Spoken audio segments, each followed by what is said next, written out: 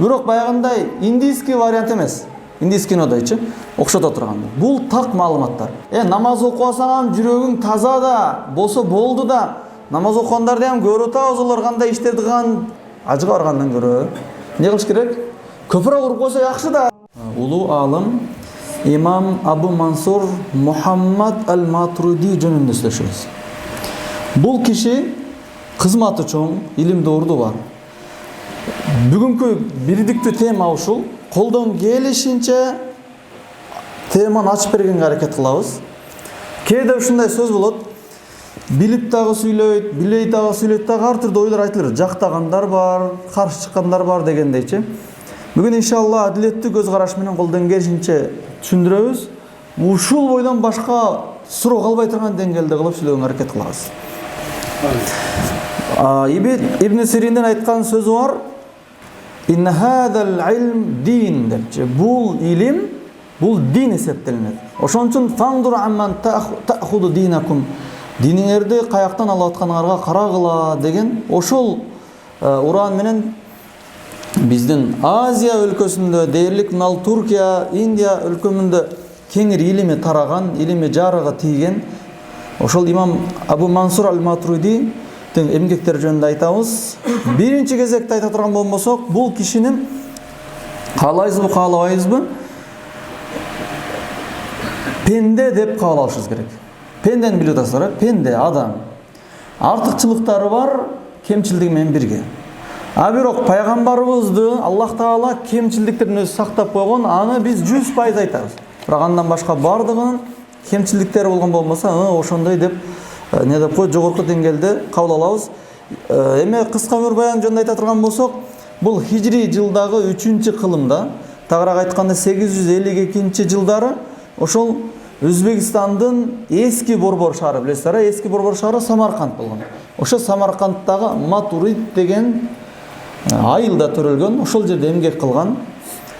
Дүйнөдөн көз жумган жылы 944-жылы. Бул өз доорунда имам болгон, мударрис болгон, эл агартуучу болгон. Бирок ол доордо азыркыдай тынчтык болгон эмес. Муътазила деген агым аябай көп болгон. Бул Муътазила Хасан ал-Басридин доорундагы Уасил ибн Ата деген адам Хасан ал-Басридин доорунда сабагынан чыгып кетип, өзүнүн ушундай бир туура эмес көз караштарын таркаткан. Ошол адамдарга каршы туура түшүнүк берип жүрүп, көп эмгектерди өткөн. Ошол Муътазилалар эми азыр дээрлик жок эсе, бирок кээ бирки гана түшүнүк болбосо, аларда кыска айта турган болмосок, ыйман амалдар дагы, жада калса ким зына кылса же орозо тутпай койсо дагы исламдан чыгып кетет деген көз караштагы адамдар болгон. Ыйман бит да болчу. Ал азайбайт дагы, көбөйбөйт дагы, бирок бирөөсү кетсе бардыгы кетет деген түшүнүктө. Албетте, билесиздер, ыйман эгерде амалдардан кемиген болсо, ыйманы кемип күнөөкөр болот дейбиз. Мисалы, ким орозо кармабаса, ким намаз окубаса, ким хажыга барбаган болсо, бул күнөөкөр мусулман, бирок кафир эмес. Ушунун үстүндө имам Мухаммад Абу Мансур ал-Матуриди көп ошол Самарканд жергесинде көп тартыштарды кылган муътазилер. Ошон үчүн кээде китептерин окуганда кээ бир адамдар түшүнбөй калат. Ичи жалаң гана разборго депчи. Ошол доорундагы туура эмес адамдарга далил тургузуш үчүн айтылган сөздөр. Ошону туура кабыл алуу менен караш керек. Анан имам ал-Матуридинин китептеринен эң белгилүү китептерден Ат-Таухид деген китеп бар.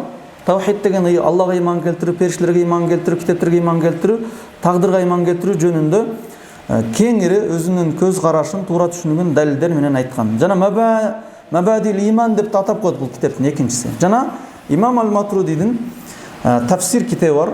Куранды бисмилла деп башынан Фатиха сүрөсүнөн баштап эң аягы Насқа чейин түшүндүргөн. Демек ушудан билебиз, бул демек өмүрүн илимге арнаган ыхластуу эле алымдардын катарында болгон. Мына ошондуктан таасир өткөн. Ал киши тирүү кезинде көп деле адамдар таанып алган болсо деле, бирок өтүп кеткенден кийин азырга чейин дээрлик Азия өлкөсүндө көп илиминин өмөсүн адамдар жеп атат. Эми окуялардан айта турган болсок, биз айттык го, Муътазила деген туура эмес түшүнүктөгүлөр менен көп талашкан. Мүмкүн болсо мындай тактап койсоңуздар болот. Муътазилелер кимдер деп кыскача айттык. Ошол адамдар менен алардын эң туура эмес болгон жери муътазилелердики акыл адамдын акылы. Алла Таала түшүргөн аят хадистен настан жогору турат деген түшүнүк болгон. Ал эми имам Матуриди ошону жок андай эмес деп ортон алганга түшүндүргөн. Самарканд жергесинде бул ушундай илимий далилдешкенде мынтип айткан. Сабакта отурганда келип туруп айткан: акыл жогору турат бардык нерсени. Ал-акл юдрику кулли шей. Акыл бардык нерсени түшүндүрөт. Жада калса валау кана нассан. Аят хадис болсо, эгер акылга туура келбейби, баарын таштайбыз деген ойду айтканда, имам Матуридин айткан сөзү жоомунда айткан: ал-аклу василатун ли фахмин нас. Бул акыл деген Аллах Таала түшүргөн насты, Куран аятты түшүнүш үчүн колдонуу гана деп айткан. Ол деген сөз көз Алла Таала көрүп турган аятты көрүш үчүн колдонмо. Түшүнүпсүздөр да? Ошол сыяктуу акыл Алла Таала түшүргөн аяттарды түшүнүш үчүн колдонмо. Валакин деген мата сабататун нас, качан андык бир аят хадис келген болсо, бирок ошол нерседе акыл онча жетип жетпей атса, важаба алал акл ай яхда. Акылга важип болот, милдеттүү түрдө моюн сунуш керек деп. Аят келди, хадис келди, болду деш керек. Деп мындайча айтканда, өтө бир илимий деңгээлде жооп берген, унчукпай калган адамдардын да көпчүлүгү маселеге өзүнүн эмоциясын алдырбай, ар түрдүү көп сөздөрдү колдонбостон кыска түшүнүк бергенине бардыгы ынанышкан. Өз аныгында деле ушундай. Эгерде кээ бир нерселерге биз акыл жетпей аткан болсо, акыл не кылыш керек? Күтүп туруш керек.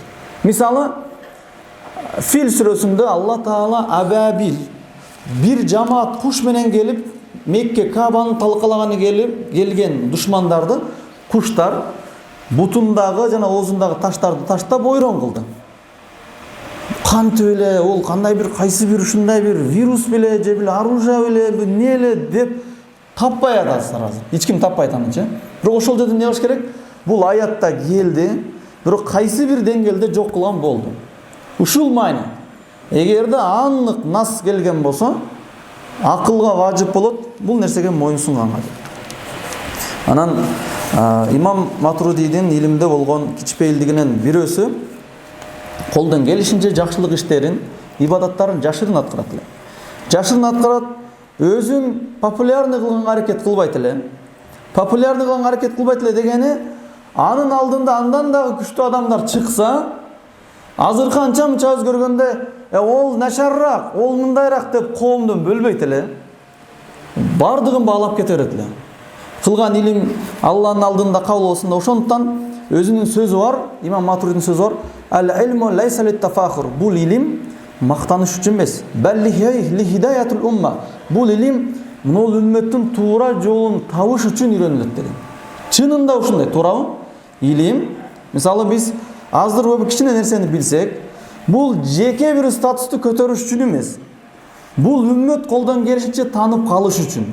Бардык илим ушундай болуш керек. Ал эми андан башка нерселер, мисалы, бийигирээк машина айдасам, башкачараак үй салынган болсо, эми ушундай болуп калышы мүмкүн.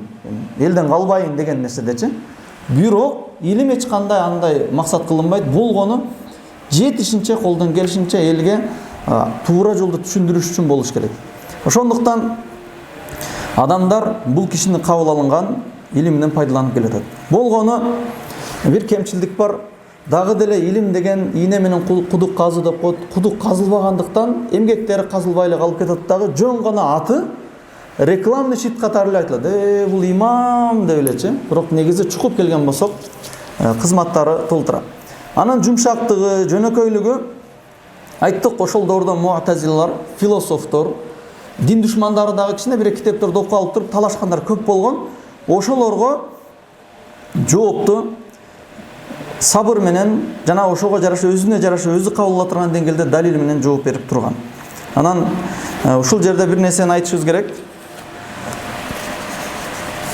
кээде сүйлөгөн сөздү далилдеп чыкпасак учуртуп кое берет деген ой болот. Же болбосо учуртуп койгондор деле бар. Мисалы көрүп алсаңыздар керек, тактоонун начарлыгынан же көңүл коштуктан ушул минбарда сүйлөнүп атам туура нерсе кетет, туура эмес нерсе кетет. Мисалы, Суфиян Суридин өткөн окуясын имам Абу Ханифа мында болгондо окуя кылып айтып берет. Хасан Басриде бир окуяны имам Матуриди мында болгон экен да окуяны айтып берет. Же болбосо бир сахабанын сөзүн, пайгамбардын сөзүн айтып берет, бул чоң күнөө. Аллах Таала ла тaqfu ma laysa laka bihi ilm. Билбеген нерсен жөнүндө сүйлөбөгүн депчи. Билбейсиңби, ооз ачпагын депчи. Ошого аябай маалымат аз болгондуктан колдон келчү бул окуяларды дагы изилденип, бир чоң эмгектер менен өткөн, кыйла сааттар кетти, ошого бир көңүл буруп коюңуздар. Бирок баягындай индийский вариант эмес. Индийский кинодойчу окшото турган. Бул так маалыматтар. Барыңыздарга пайда болуп калсын. Бул имам Абу Мансур Мухаммад ибн Мухаммад ал-Матуриди тууралуу маалыматтар, окуялар, тарыхтар төмөндөгү булактарда бар. Эгер ким изилденсе, ушуларга караса болот. Себеби айтып атабыз, көбүнчө бул кишини азыркы доордо имам Матуриди деп койсо эле болду, бул биз жакшы тарап деп туруп, толук билбегендер толтура. Аны изилдейин десе чыкпай атат, ошого бир колдон болуп калсын. Биринчи Табакат ал-Ханафия деген китеп бар. Ханафи академиянын этаптары. Ошо этап жыл кылым-кылымда өткөн алымдардын тарыхы жазылган китептер жазылган. Бунун автору Абдул-Кадир Абул ал-Вафа деген алым. Бул имам Матуридин өмүр баяны, илими дарамети, доорундагы муътазилер менен талаштары тууралуу жазган. Толук өмүр баяны эмес, ичиндеги алымдардын катарында жазган. Экинчиси Ал-Бидая ва Нихая деген китеп бар. Ибн Касирдин жазган китеби. Бул дагы көпчүлүк алымдардын катарында имам Матуриди жөнүндө да кыска берген маалымат бар. Үчүнчү Нахва та'риф бил улама ал-Матуридия деген китеп бар. Нахва ат-та'риф бил улама ал-Матуридия. Бул китеп толук целый имам Матуриди жөнүндө жазылган. Бул Мухаммад Абу Захра жазган. Бул да имам Матуридинин акыйдасы тууралуу кенен баяндаган, түшүнүгү, кандай сабактарды өткөн кабар берген. Андан кийин Мабадул иман же болбосо башка аты бизде популярный болгон, белгилүү болгон аты бар. Имам Матуридин өзүнүн китабы Китабу Таухид. Мында имам Матуриди өзүнүн ишенимин, акыйдасын, баягы далилдерин, жекече өзүнүн пикирлерин, көз караштарын жазган. Колдоно турган нерсе. Андан сырткары арабча китептерден сырткары орусча, англисча Оливер Леман История исламский мысли деген дагы китеп бар. Ошолдо дагы имам Матуриди жөнүндө жазган. Бул эмгек философиялык тарыхый көз карашта имам Матуриди менен имам Аш'аринин көз караштасындагы мындай пикириндеги айырмачылыктар, доору аралык таасирлер деп мындай анализ берилген китеп. Мындан дагы окуса маалымат алынат. Эми каяктан табыла турган дегеним айнанан эменин Фарук ал-Башил дегенден Ал-Мадхал иля акидат ал-Матуридия деген да китеп бар. Көбүнчө англисча китептерде бар экен. Ушул булактарда биздин имам Матуридия ал-Мухаммад ибн Мухаммад ал-Матуридия жөнүндө кабарланган. Азыркы биз айтып аткан окуялар дагы ушулардан келип чыккан. Эми ушунун ичиндеги имам Матуридиянын ушул сабыры тууралуу, илимдеги сабыры тууралуу жазылып кеткен жерин айтайлы. Имам Мухаммад ал-Матуридия көп убакыт илим менен алек болгон. Бизде ушундай нерсе бар го, самоучка деген болгон эмес. Бир-эки китептерди окуп туруп эле шыр эле чыгып кете турган деген эмес. Көп жыл илим казган. Анан башка биреулөрдүкүн бир түшүнүктөрүн копировать этпестен өзүнүн бир анализин жүргүзгөн. Ошондуктан аны шагирттер айтат, имам ал-Матуридия сыртка чыкпастан жылдап ушул китепканада өткөргөн күндөр болот эле депчи. Жада калса ал сыртка чыга турган болсо, жеке бир муктаждык үчүн, тирилик үчүн, же бир туалет үчүн, же болбосо ушундай белгилүү нерседен, же болбосо келип адамдарга сабак өтүш үчүн гана чыгат эле, башка себептерден чыкпайт эле. Анын айткан сөзү бар: "Ма руайтуху юди'у лахзата мин вaqtihi bila fa'ida." Вактысын бир лахза вактысын, бир кичинекей вактысын дагы бекер кетирген эмес дейт. Ал илимди тагыраак айтканда ибадат катары, жана Аллахка жакындоого эң чоң себепчи катары кабыл алынган. Анан биз имам Матуридийдин ошол жана айттык го, Китабы Таухид деген китеби бар. Бул 20дан ашык ар түрдүү туура эмес көз караштарга түшүнүк бериш үчүн жазылган китеп. Жана тафсир китептери бар. Жана өзүнүн сөзү бар. Ушул китептерде жазылганда ла актубу лил хусума. Имам Матуридин сөзү. Мен бул китептерди талашыш үчүн жазган эмесмин. Балли баяни ва иқаматил худжа. Мен муну түшүнүк бериш үчүн жана үммөткө далил тургузуш үчүн жазылган дейт. Ошондуктан бул алымдын китебине мен өзүм жеке айта турган болсок, бир-эки адамдын айткан сөзү бар да. Мен окусам Китабы Таухидти жыгы эле разбор го депчи. Мындай жалпак тил менен айтайын. Мындай жеке бир адамдын сөзү. Ичи толо разбор экен. Акыйда деген нерсе мындай окусаң иманың ашып, Алла Тааланы танып, Алланын элчисин танып, китептерин танып, периштелер жөнүндө баян болуш керек эле, бирок дээрлик бир 60-70% разбор экен, кандай болуп калат депчи. Болгону талапка жараша. Бирок анын ичинде бар бир топко чейин Аллахты тааныган, периштелер жөнүндө, ахирет жөнүндө жаз. Неге көп караганда разбор ошол доордо кайчы пикирде өзүнүн оюн айта бергендер толтура болгон, ошолорго түшүнүк берип эле китеп толуп кеткен. Түсүнүп атасыздарбы? Аны алып туруп сабак бергенде бүгүн имам Матуридин Китабы Таухидтен сабак өтөбүз деп кечке разборду өтпөйбүз да. Ошондон ал китептен биз сабак бере турган болсок, алына турган кыска бизге тиешелүүсүн гана беребиз. Ичинде разборлору көп деле айтылмайт, анткени андай разбор кылган адамдар деле жок. Азыр кандай нерсеге көп разбор кылабыз? Мисалы, эл арасында ушундай түшүнүктөр бар. Ажыга баргандан көрө эмне кылыш керек? Көпүрө куруп койсо жакшы да дегендер бар. Ошондойлорго каршы алып чыгып чыгасың. Имам Матуридинин же башка алымдардын ушу каршы ой не керек болсо мындай дейт. Дагы бар, намаз окубасаң деле, барбы биздин арабызда? Жүрөк таза болсо, адал жесең, бирөөгө зыяның тийбесе, жакшы да, туурабы, Кудай Таала кечирет да деген түшүнүк бар. Бул акыйдадагы ката, ошондой адамдарга алып чыгып, мындай эмес. Түшүнөсүздарбы? Ошо адамдарга мындай разборун алып чыгат. Бул дагы эмне үчүн? Бирөөнү жерге уруш үчүн эмес, бирөөнү кемсинтүү үчүн, талаш үчүн эмес, балким түшүндүрүш үчүн, баяндаш үчүн жана далил тургузуш үчүн. Анткени Аллах Таала Куранда айткан сөзү бар. Ма салакакум фис-сақар. Кыяматта бейишке кире тургандар бейишке, тозокко кире тургандар тозокко баратканда, тозокко кетүүчү кафир мушриктердин арасында мусулмандар ham жүрөт арасында. Жүргөндө бул жакта ахли жанна айтат. Ма салакакум фис-сақар. Адамдар, силер эмне себептен тозокко кирип кетасыңар депчи. Силер тозокко кетүүчүлөр менен кетип атасыңар айдалыпчы. Дегенде қалу лам наку минал мусаллин. Биз намаз окубайт элек да, ошон үчүн деп моюн калышат. Биз уякта бу дүйнөдө намаз окубасаң жүрөгүң таза да болсо болду да, намаз окугандарды ham көрүп атабыз, олар кандай иштерди кылган экен дейт элек деп моюн калышат да. Ошондуктан намаз негизги нерсе. Андан кийин нерсе. Өмүрү бою иштеп бардыгын кайрымдуулук кылып дагы бирок орозо тутпай кеткен болсо бул адам тозокко түшөт. Анткени Алла Тааланын бир буйругун ашыгы менен аткарып туруп, бир буйругун такыр аткарбай койду. Бул туура эмес түшүнүк. Ошондуктан биздин туура түшүнүүбүз, туура акыйдабыз эмне? Аллах Таала эмнени буйруган болсо, ушулардын бардыгын толук кандуу амал кылыш. Ичинен амал кыла албай калсак, биздин кемчилдиги себептүү аткара албай калдык деп күнәкар болуп жүрүш. Бирок ортодон эксперт болуп чыгып эле, андан көрө намаз окубасаң деле мындай да деген ката болчу. Кээ бирки учурларда эмне болот? Динден чыгып кала тургандагы учурлар бар.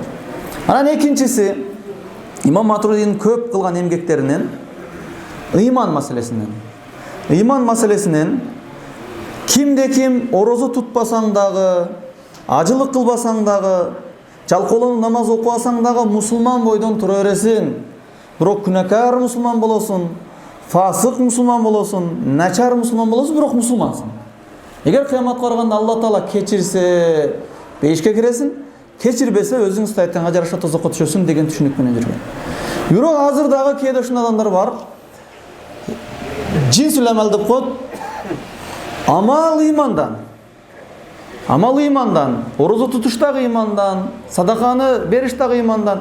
Ким ошол иманды кылбай койсо, иманды кылбай калды, эмне болот? Кафир болот деп туруп, мындай.